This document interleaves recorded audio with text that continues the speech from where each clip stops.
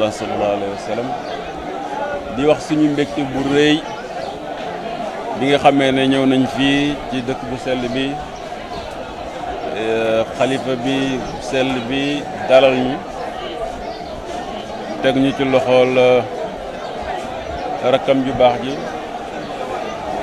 Serigne Babacar Sy Abdou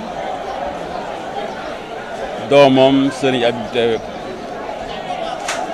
ak délégation bi ñu ànd ak yëpp ngeen leen di gis waa Yewwi Askan Wi ñu waxtaan wu xóot boo xam ne fooguñu woon sax ni nii lay demee ndaxte guddi yonent bi nag moo toll noonu borom bés bi nga xam ne fi lañ jëm moo toll noonu li ñu wax sëriñ bi mooy lépp xaj na ci yonent bi xajoon na lépp moo tax comme ñun dañu am ci li ñuy yëngatu am loo xam ne tamit daf ñooy yitteel waaye ne lépp lislaam a ko lar parce que ay jullit lañu mais dañoo nekk ci wàllu politique jëm ci wàllu état ñu waxtaan ak sëriñ bi li nga xam ne moom la ñuy jànkontoog waxuñ ko ngir dañuy ñëw di jooytu waxuñ ko ngir dañuy ñëw di clamer waxuñ ko ngir dañoo tiit mais comme yàlla dafa def mu nekk kilifa te ñuy njabootam ëpp na ñuy ñëw ci kanamam toog te àggale wuñ la ca jiitu mooy nekke ni nga xam ne suñu doomu ndey Ousmane Sonko nekke na ko te bés bi bañ àndee ba léegi mi ngi koy soog a rate te li ko teg du dara lu may bëgg réew mi Sénégal moom boppam li nga xam ne moom moo fi nekk ba léegi ñuy wéeru ci bitim réew te war a mën a téye li ñu moom mu di ko ŋàññ di wax ne du yoon boo bëggee dundal sa askan nga dem wéeru bitim réew boo bëggee jox ndox mu sell sa askan nga dem wéeru bitim réew boo bëggee faj sa askan nga dem wéeru bitim réew xam-xam sax boo ko bëggee sàkku nga dem wéeru bitim réew ñu fab administration ne ko li nga bëgg du fi am ak puissance administration dóor ci kaw dax ko inspecteur des impôts et domaines ne ko li nga bëgg du fi am fab force de défense et de sécurité dóor ci kaw ne ko li nga bëgg du am fab le pouvoir judiciaire avec toute sa puissance dóor ci kaw tey ñu ne dañuy tas partim dem ba ne sax moom ci boppam mënatul a nekk candidat ci réew te réew mi kenn ëppale wu ko ci ñu ne loolu kenn dafa xamul lan la mën a jural réew mi ëllëg parce que koo xam ne fii ay millions ndaw ñoo nekk sa gannaaw am yaakaar ci yow ay millions yoo xam ne africain lañu aussi am yaakaar ci yow dayo boobu bu la ko yàlla defee ñi nga xam ne ñoo yore nguur gi jiiti réew mi am na noo xam ne moom lañ la war a xoolee te moom lañ la war a traité ndaxte muy moom muy ñun waa Yewwi Askan Wi fi nekk yëpp jàmm moo ñu tax a jóg kenn mosu fee woote taalam réew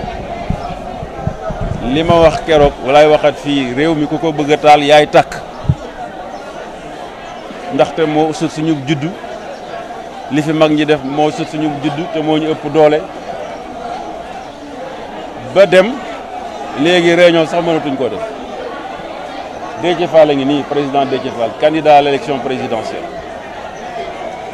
moom suñu siège mooy suñu siège buñ fa wootee na def point de presse sax Macky Sall yónnee ñu les forces de défense et de sécurité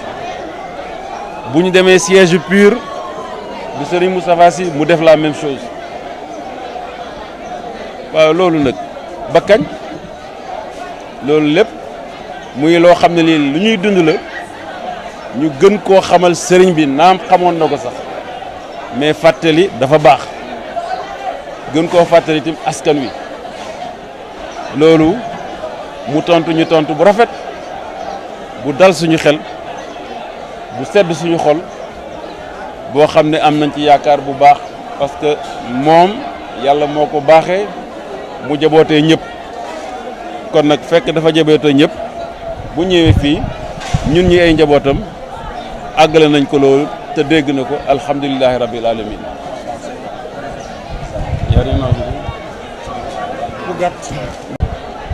Nous remercions Dieu le Tout-Puissant et prions sur son prophète Mohammed sallallahu alayhi wa sallam. Nous sommes venus en forte délégation de Yewwi Askan Wi à rendre visite au khalife général des Tidjanes, Serigne Babacar Sy Mansour, qui nous a reçus à travers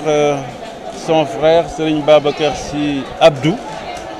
en présence de son fils Serigne Habib Sy. Nous avons eu des échanges fructueux d'une grande profondeur parce que c'est la nuit consacrant la naissance du prophète Mohammed sallallahu alayhi wa sallam que nous allons bientôt célébrer. Et comme ils nous l'ont appris, le prophète sallallahu alayhi wa sallam, quand il s'est installé à Médine, il a instauré une cité-État. Et qui dit cité-État parle aussi de politique, parce que ça, il s'agit de gérer la cité. C'est pour cela que nous avons décliné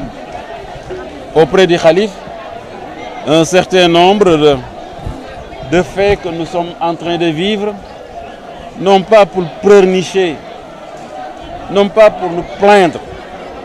non pas pour dénoncer, mais tout simplement pour constater avec lui des faits avérés. Et parmi ces faits avérés, il y a la situation particulière de notre frère Ousmane Sonko,